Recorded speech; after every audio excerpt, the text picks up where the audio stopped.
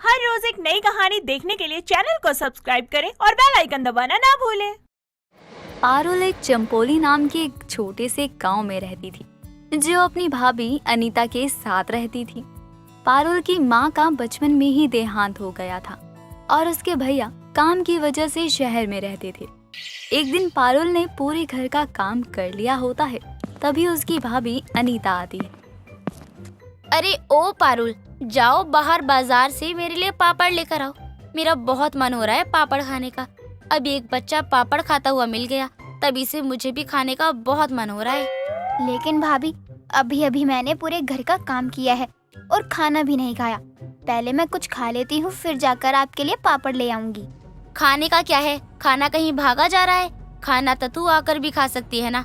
लेकिन मेरा तो मन पापड़ खाने का हो रहा है और वो भी अभी हो रहा है, तो मैं क्या करूँ? इसीलिए तुझे बोल रही हूँ, तू जाकर पापड़ ले आ। भाभी, अगर मैं आपके लिए घर पे ही पापड़ बना दूं, तब तो आप मुझे बाजार जाने को नहीं कहोगी ना? अगर तूने ठीक वैसे ही पापड़ बना दिए जैसे बाहर बाजार में मिलते हैं, तब तो मैं तुझे कुछ नहीं कहूँगी। लेकिन अगर तूने वैसे पापड़ नहीं बना पाई ना, तब देख लियो, मैं तुझे ही पापड़ बना दूंगी। ठीक है भाभी, मैं बाजार से ही ले आती हूँ। अपनी भाभी की बात सुनने के बाद पारुल चुपचाप बाजार पापड़ लेने चली जाती है। पारुल पापड़ लेकर वापस घर आ रही होती है, तभी पारुल की टक्कर एक अमित नाम के लड़के से हो जाती। अमित गलती से उन पापड़ पर पैर रख देता है, जिस वजह से वो टूट जाते हैं। जब देखकर चल नहीं पाते हो तो सड़क पर चलने के लिए निकलते ही क्यों हो? मेरे सारे पापड़ गिरा दिया और फिर उन पर पैर भी रख दिया। अब मैं घर क्या लेकर जाऊंगी? भाभी को क्या बोलूंगी? माफ करना, वो मैं थोड़ा जल्दी में था, इसलिए मैंने ध्यान नहीं दिया और मेरी आपसे टक्कर हो गई। मैं आपके नुकसान के लिए आपसे माफी मांगता हूँ। मुझे कृपया करके माफ कर दीजिए। माफी मांगने से मेरे नुकसान की भरपाई हो जाएगी क्या? ये जो पापड़ आपके पैर पड़ने से टूट गए हैं, वो क्या वापस पहले जैसे ठीक हो जाएंगे? नहीं ना, तो फिर माफी क्यों मांग रहे हो? अच्छा ठीक है, मैं अपनी गलती मानता हूँ और मैं इस नुकसान की भरपाई करने के लिए भी तैयार हूँ। आपका जो भी नुकसान हुआ है उसकी भरपाई मैं ही करूँगा। अब तो कोई परेशानी नहीं है ना आपको? जब आप अपनी गलती मान ही रहे हो और मेरे पूरे नुकसान की भरपाई करने को भी तैयार हो, तो मुझे क्या ही परेशानी होनी चाहिए? दिला दीजिए पापड़, वैसे भी मुझे जल्दी ही जाना है घर। अमित पारुल को और पापड़ दिला देता है और उन पापड़ को लेकर पारुल अपनी भाभी के पास जाती है और उसे वो पापड़ दे देती है। पारुल शुरू से ही घर के कामों में ज्यादा रुचि रखती थी, इसलिए उसे ये सब करना भी बहुत पसंद था। ऐसे ही एक दिन पारुल पापड़ बनाने की कोशिश करती है और वो पापड़ जब अनीता खाती है तो वो पारुल से कहती है, उस दिन तो कुछ ज्यादा ही पापड़ ले आई थी क्या, जो अब तक चल रहे हैं? नहीं तो भाभी, वो पापड़ उसी दिन ही शाम को आपने खा लिए थे ना, तो अब तो खत्म हो गए और ये तो मैंने घर पर खुद ही बनाए हैं। सच में? ये पापड़ तूने खुद बनाए हैं? हाँ भाभी, ये पापड़ मैंने खुद अपने हाथों से बनाए हैं। क्यों, क्या हुआ? आपको अच्छे नहीं लगे क्या? अच्छे नहीं, बहुत अच्छे बने हैं। और इन पापड़ को खाकर तो मेरे दिमाग में एक बहुत ही अच्छी तरकीब आई है। क्यों ना तू अब पापड़ बेचने का काम शुरू कर दे। भाभी, आप ये क्या कह रही हैं? भैया को इस बारे में पता चला तो वो बहुत गुस्सा करेंगे, और जब भैया कमा रहे हैं तो मुझे बाहर जाकर काम करने की क्या जरूरत है? तेरे भैया वहाँ घट रहे हैं दिन रात, ताकि तेरी अच्छे से घर में शादी करे, और तुझे एक काम करने को क्या बोल दिया, तू तो नखरे करने लग गई। देख, अगर तू पापड़ बेचने का काम नहीं शुरू करेगी तो मैं ये घर छोड़कर चली जाऊंगी। तू अपनी वजह से अपने भाई का घर तोड़ रही है। ठीक है भाभी, मैं आपकी बात मानने को तैयार हूँ, लेकिन आप इस घर को छोड़कर मत जाना। अपनी भाभी की कील भरी बातें सुनकर पारुल पापड़ बेचना शुरू कर देती है। अब पारुल का यही काम बन चुका था।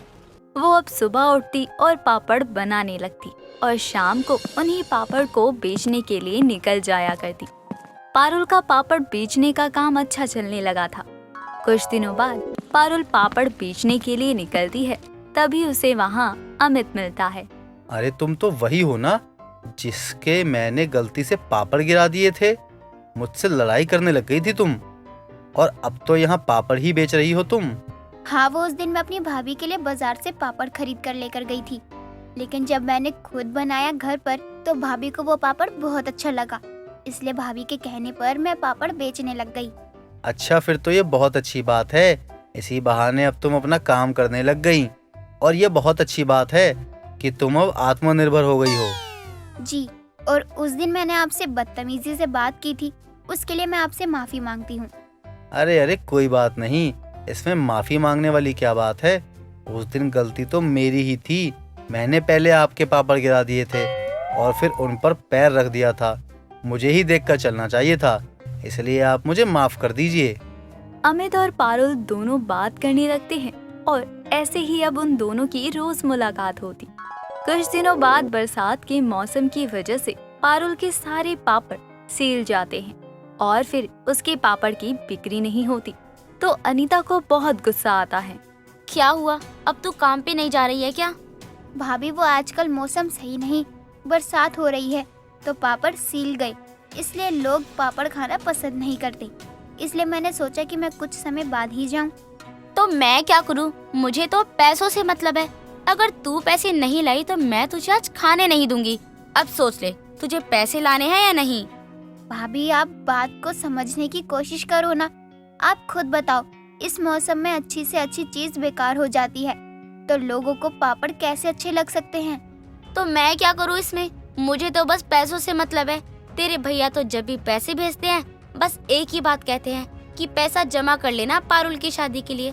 अरे उनके लिए मैं तो कुछ हूँ ही नहीं, तो मेरी जरूरतों को कौन पूरा करेगा?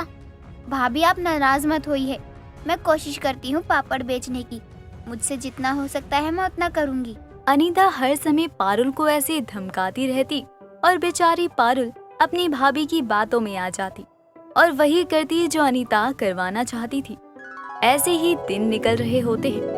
कुछ दिनों बाद पारुल का भाई मयंक वापस से अपने गांव आ जाता है और तभी वहां अमित पारुल का हाथ मांगने के लिए आता है। मैं पारुल से बहुत प्यार करता हूँ और उससे शादी करना चाहता हूँ।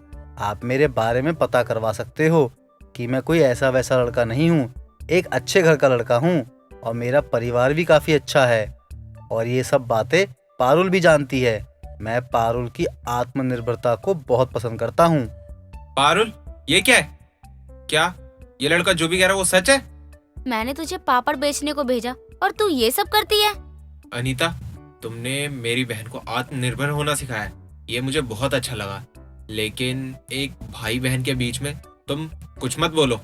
हाँ भैया, अमित ने जो भी कुछ कहा है वो सब सच है, लेकिन मेरे लिए आपका फैसला ही सबसे ऊपर होगा।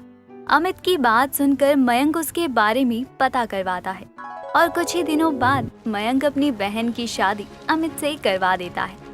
शादी करके मयंक अपनी बहन को विदा कर रहा होता है, तभी कुछ मीडिया वाले आते हैं और पारुल की फोटो खींचने लगते हैं, जिसमें से एक लड़की कहती है, जी हाँ दोस्तों, देखिए ये वही लड़की है जिसने अपना पापड़ का काम शुरू किया था और आज इनके ही बनाए हुए पापड़ घर घर में हैं और आज इनकी शादी है। हम सब मिलकर इन्हें इनकी शादी की बधाई देते हैं। पारुल पापड़ बेचने वाली तो बनी, लेकिन इसमें सबसे ज्यादा पारुल की भाभी का हाथ था, क्योंकि लगातार पारुल को ठोकर मिलती है, जिसकी वजह से आज पारुल इतनी कामयाब थी।